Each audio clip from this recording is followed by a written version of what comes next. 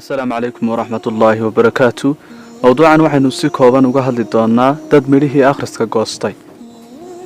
Imaam Shaafici rahimahullah isagoo 13 jira ayuu damcay inuu waxbarasho u doonto Imaam Maalik oo Madiina deganaa si uu u hanto qalbiga imaamka. waxa wiilka yar si akhristay siina xifdiyay kitaabkii Imaam Maalik ee al-Mawdi afcariifka cad ee ku hadlayo iyo maskax furnaantiisa markii uu bogay ayaa uu ogolaaday inuu arday u noqdo sidaasna muddo 16 ku ah ayuu arday ugu ahaa jaro Imaam Maalik geeriyooday rahimahullah. Tokyo Sahiro waa ninka wax ka bedelay qaabka Japan u taalo asaasi motorka Japan wuxuu sameeyay akhris badan oo ku sameeyay sida reer galbeedku sameeyaan mashiinada iyo sidoo kale sida injiinku u shaqeeyo. sirta weyn ee Tokyo xasuus qorkiisa uu ku xusay waa inay tahay wax akhris kadibna dhaqan gelin.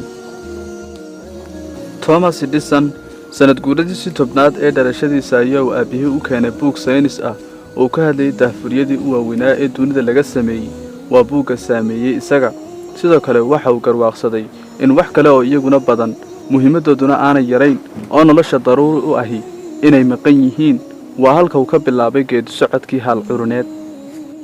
Mohammed waxa uu akhriyay oo baaray horumarka dalalka kale gaar ahaan Japan.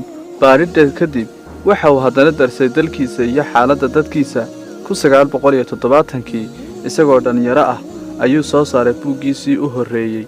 waa mid uu siyaasadiisa ku cadeynayay. ciwaanka buuggaas waxa uu ahaa The Malay Dilemma. xisbiga talada haya ayuu ku jiray guulaha waaweyn ee Mahathir uu gaadhsiiyay dalkiisa Malaysia waa natiijada akhriska iyo fikir weyn oo uu la yimiday.